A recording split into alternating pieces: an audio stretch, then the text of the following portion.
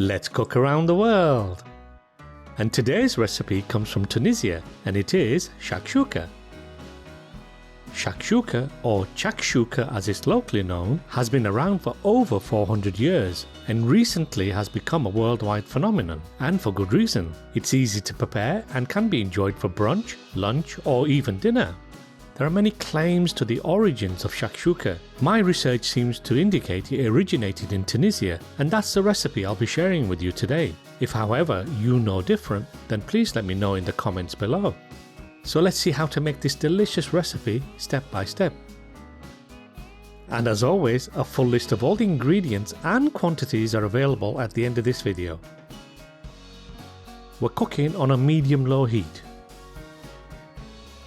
In a heated pan, add your oil and bring up to temperature. We want a good glug of oil for this recipe, enough to cover the bottom of the pan. Add your chopped onions and simmer until they're soft and golden. After a few minutes, add the peppers, including a jalapeno pepper for some extra heat. Now this can be left out if you don't enjoy spicy food.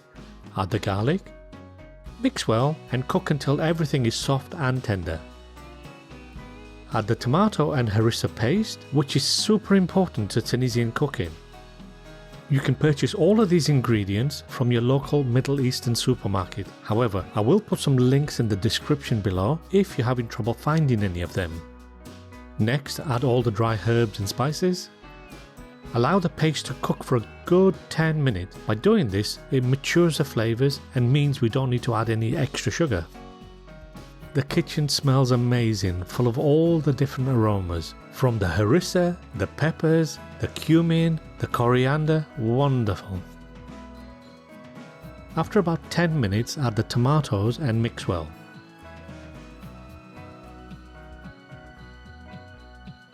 Add some boiling water, just enough to cover all the veggies. Simmer over a medium heat for around 15 minutes until it starts to reduce. Once your sauce thickens and there's little to no liquid in the bottom of your pan, it's then time to add the eggs. Make enough pockets for the number of eggs you're adding. Now it's time to add the eggs.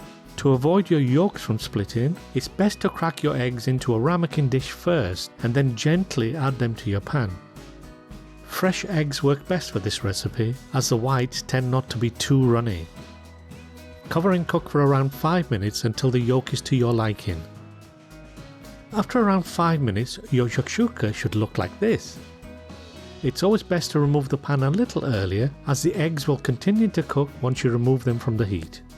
Garnish with fresh parsley and serve with a nice crusty bread. And now for the best part, let's give this a taste.